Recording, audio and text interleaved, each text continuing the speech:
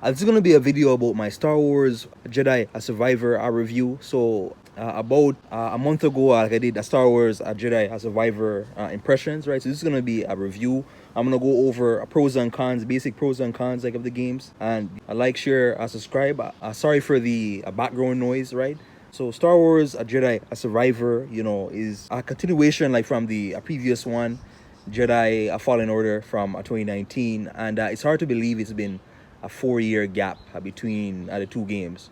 So yeah, and first off, pro. So the first pro is the exploration with Jedi a Survivor. Tons of exploration, like the first game, across both planets, Jeddah, Koba, right, and you get to backtrack to various other areas. Lots to explore. There's more enemy variety now. There's more loot now, and as well exploring like certain things that will give you extra XP, right? Extra, cosmetics, customization, etc. And as well more lore, lore to the world, and yeah, etc. Another thing too, with another pro like with the game, so you don't have to relearn everything that you learned like in the first game. So all of those old abilities, right, they're in this game from the start, right? So you don't have to relearn anything.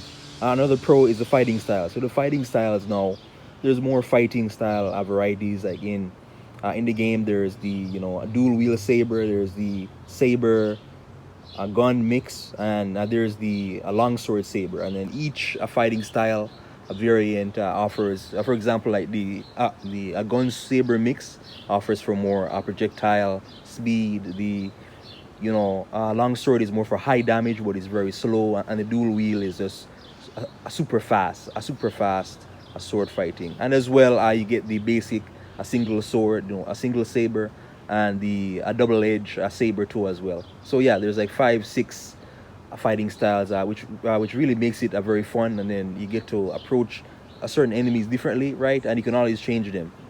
You can always change the fighting styles. You can only hold any 2 fighting styles like at once, but yeah, that's very fun. Another one now is a skill tree. So the skill upgrade tree, tons of upgrades, right? I believe it's upgrading, things like you're upgrading health, you're upgrading the, first abilities, and there's another one, defensive abilities, I believe it is. And then, yeah, tons. It's mostly gaining XP. So you're gaining as much XP as possible in order to, basically upgrade, gain as much points to upgrade the character, right? And the more upgrades, so for example, upgrading things like the stim. So the stim is like a health pickup, gain more health from a single stim, etc. So yeah, Jedi Survivor, tons of upgrades, are upgrading fighting styles, versatility, right, agility, etc. Another one now is the questing. So lots of questing. There's more questing here now in this game. So questing, the best, you'll talk to NPC, right? And you go on the map, and then there'll be like these yellow gates. So the yellow gates are areas that you can explore, but you haven't explored, right? And then the questing, whether it be find a certain artifact or more lore to the world, and yeah, the questing really allows for more playability and just overall more exploration. The pro is the story. The story, I really like the story, and for me, I'm not really like a big a Star Wars fan, but I like the story here. I restore the Jedi Order. With the story being, trying to restore the Jedi Order, right? I restore. There's the ancient order, then there's a newer order, right? So you guys are trying to restore it. Then there's some prehistoric characters in there as well. And as well, they're bringing back characters like from the previous game, right? So for example, Grease. Grease is back in it. And it just really makes the acting is so well done here. The voice acting, the dialogue is so well done here. And another pro with the game is the overall platforming. The jumping on platforms, the wall running is very smooth, right? The wall running is smooth. There's even this double dash ability that you get later on that makes platforming easier. The jumping feels very fluent, and yeah, lots of things like with the platforming makes it very fluent. And as well, the last thing as well is the overall mechanics, the feel for the combat, as it feels very flows very fluent. And yeah, there's one extra thing I forgot to mention with Star Wars Jedi Survivor. There's going to be these random combat trials that you have. There's going to be combat trials, combat challenges, platform challenges, but these are very rare. They're very hard to find, right? like with the combat and platforming trials, they can be hard to find. It's best to, explore as much as possible, explore the world as much as possible, and you'll find the challenges. But they're very fun. They're very fun. There's one challenge where every time you jump, the actual laser change, so the laser beam changes. It's very intriguing, fun puzzle. So yeah.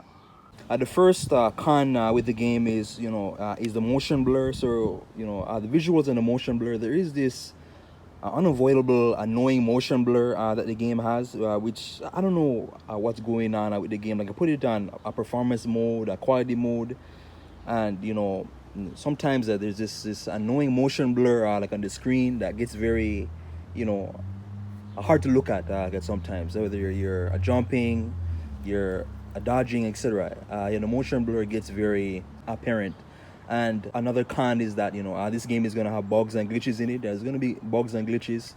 For me, I'm lucky. I didn't run into much. I did not run into many bugs or glitches.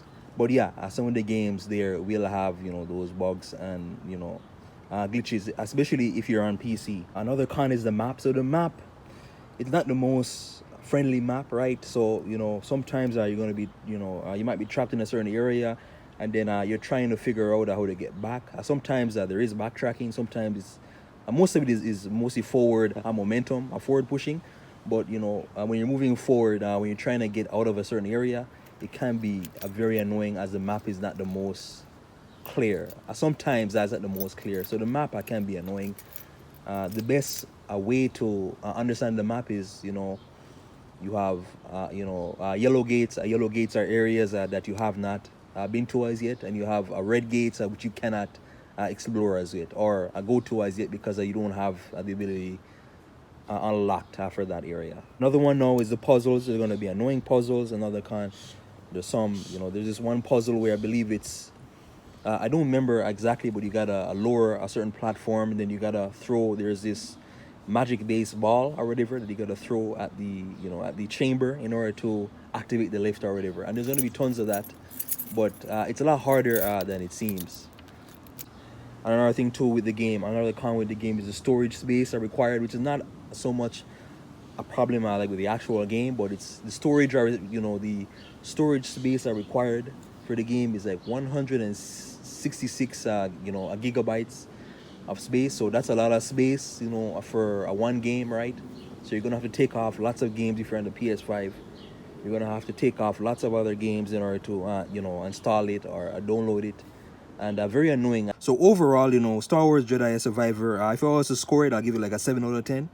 A 7 out of 10, right? Like it has lots of pros, it has some cons on it, but overall like a very solid experience. Of open world game, tons of exploration, customization, versatility, and like it has some problems like storage space issues and motion blur bugs, etc. But yeah, like, share, subscribe. I share the video all over.